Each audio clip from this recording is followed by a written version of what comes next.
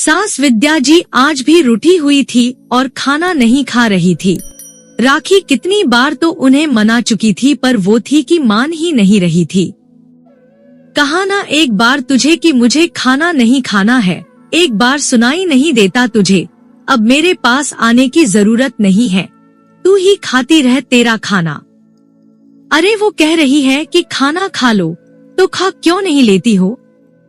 तुम्हें पता है ना कि सबको खिलाए बगैर वो खाना नहीं खाती है। तभी ससुर सुरेश जी बोले, ज्यादा तरफदारी करने की जरूरत नहीं है, बहू है तुम्हारी, कोई बेटी नहीं है, मुझे नहीं खाना तो नहीं खाना। अरे क्या बच्चों जैसे रूठ कर बैठी हो? तुम्हें इस उम्र में ये सब शोभा देता है क्या? वो बच्ची होने के बावजूद तुमको खाना बनाकर खिला रही है और तुम हो कि इतने नखरे दिखा रही हो। एक बार कह दिया ना, आप लोगों को समझ में नहीं आती है क्या? मुझे खाना नहीं खाना, आखिर मुझसे पूछे बगैर बहू छत पर जाकर कैसे खड़ी हो गई और खड़ी हुई सो हुई, पड़ोसन से बात कैसे कर ली, मेरा बेटा है नहीं यहाँ पर और ये मनमानी कर रही है, मेरी कोई इज्जत नहीं है इस घर में, नहीं खाना मुझे खाना। आखिर सास तुनकते हुए बोली, मम्मी जी माफी मांग तो रही हूँ, आइंदा ऐसी गलती नहीं होगी, पर आप खाना खा लो ना। राखी उन्हें मनाते हुए बोली, एक बार कहने पर तुझे समझ में नहीं आ रही है, ये तो गलती करने से पहले सोचना चाहिए था। मेरा बेटा बाहर रहता है, इसका मतलब ये नहीं है कि तुम मेरे सिर पर चढ़कर नाचो। आखिर विद्या जी की डांट सुनकर राखी अपनी रोनी सी सूरत लेकर वापस कमरे में आ गई। उसे बहुत जोरों से भूख लग रही थी, पर सास थी कि खाना ही नहीं खा रही थी। अब जब तक सास खाना नहीं खाएगी, वो खाना कैसे खा ले? पति पवन तो अपनी नौकरी के कारण बाहर रहते थे और राखी अपने सास ससुर के पास, एक देवर भी साथ ही रहता था। उसका नाम मयंक था और वो अपनी पढ़ाई कर रहा था। अभी 3 महीने पहले ही तो राखी की शादी पवन के साथ हुई थी, लेकिन उसकी जॉब ऐसी जगह थी जहां फैसिलिटीज मुश्किल से ही मिलती थी।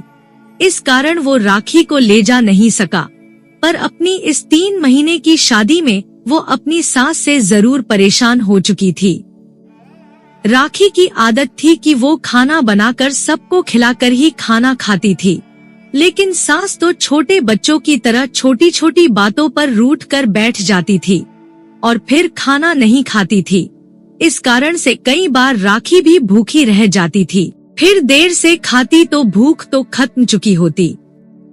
राखी को ये बात तभी पता चल गई थी जब वो शादी के कुछ दिनों बाद अपने मायके रहने गई थी। विद्या जी ने उसे सिर्फ 2 दिन ही मायके में रहने के लिए कहा था, लेकिन राखी की बड़ी बहन अगले दिन आ रही थी। इस कारण राखी एक दिन ज्यादा रुक गई। बस जब लौट कर आई तो सास मुंह फुलाकर बैठी हुई थी। राखी ने जब खाना परोसा तो खाना नहीं खाया, खूब तमाशा किया। उस दिन के बाद से ही राखी अपने आप को बदलने की पूरी कोशिश कर रही थी, लेकिन उसके पास जो उसकी सास थी, वो पता नहीं कब कौन सी बात को लेकर बैठ जाती थी, जरा सी बात को लेकर लड़ जाती थी। आज भी सिर्फ छोटी सी बात थी। सास नीचे अपने कमरे में लेटी हुई थी तो राखी ऊपर छत पर कपड़े लेने चली गई। जब कपड़े लेने गई तो पड़ोस में रहने वाली आंटी जी छत पर आई हुई थी। राखी कपड़े उतार ही रही थी कि इतने में आंटी ने कहा, बेटा शायद ये दुपट्टा तुम्हारा है जो उड़कर हमारी छत पर आ गया।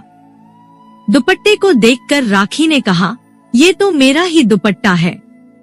बस तब तक विद्या जी वहाँ पहुँच गई और छोटी सी बात का बतंगड़ खड़ा कर दिया।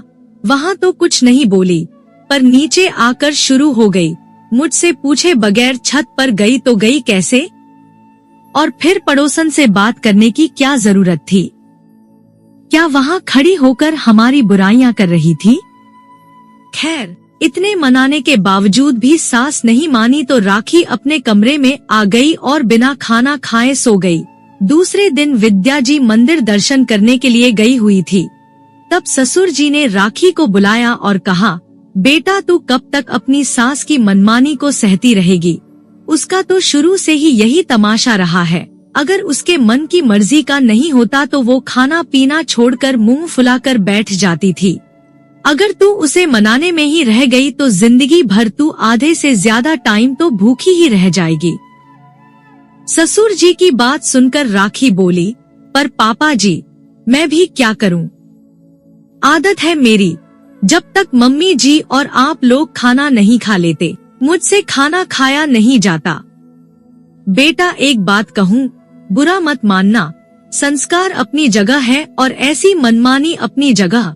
जो लोग नहीं समझते वो लोग नहीं समझेंगे, चाहे आप उनके लिए अपनी जान ही क्यों ना दे दो। ऐसे लोगों के लिए तुम अपनी क्यों भूख मारती हो? देखो बेटा, 3 महीने की शादी में तुम कितनी पतली हो चुकी है, ऐसे तो तुम बीमार हो जाओगी। तुम्हारी सास का क्या है? उसे तो रूठने की आदत है। वो तो अपने कमरे में नमकीन या बिस्किट जरूर रखती है, जो बाद में उठकर खा लेती है।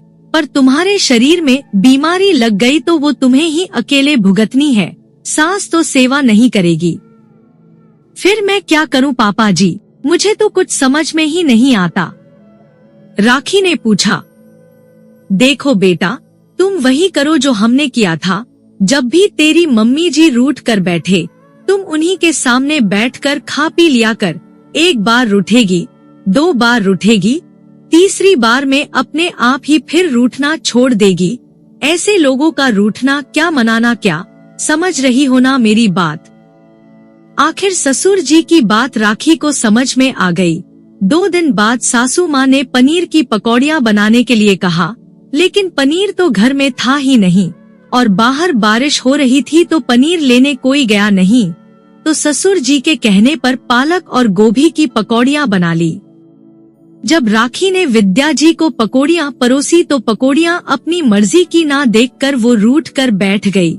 आखिर ससुर और देवर को खिला पिला कर राखी ने दोबारा जाकर सासू माँ से कहा, मम्मी जी खाकर तो देखिए, पकौड़ियाँ बहुत अच्छी बनी है, पापा जी और भैया दोनों को पसंद आई है।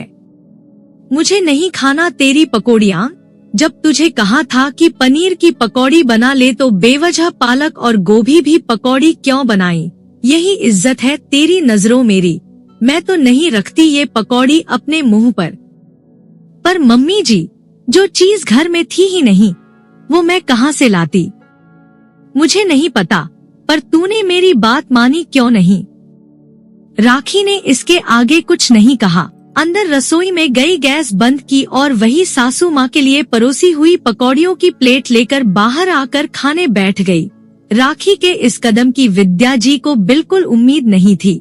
वो हैरान रह गई, पर कुछ कह नहीं पाई और गुस्से में अपने कमरे में उठकर चली गई, ये सोचकर कि राखी मनाने आएगी। राखी ने ससुर जी की तरफ देखा तो उन्होंने इशारे से शांत रहने के लिए कहा। आखिर में तो पेट भर के पकौड़ी खा ली। उसके बाद रसोई की सफाई करके अपने कमरे में आ गई और उधर कमरे में सासू माँ इंतजार करती ही रह गई। जब 2-3 बार ऐसा ही हुआ तो सासू माँ को भी समझ में आ गया कि अब राखी झुकने वाली नहीं और ना ही उन्हें बेवजह मानने वाली, तो अपने आप ही उन्होंने रूठना छोड़ दिया। आखिर ऐसे रूठने का क्या फायदा जिसमें मानने मनाने वाला ही कोई ना हो।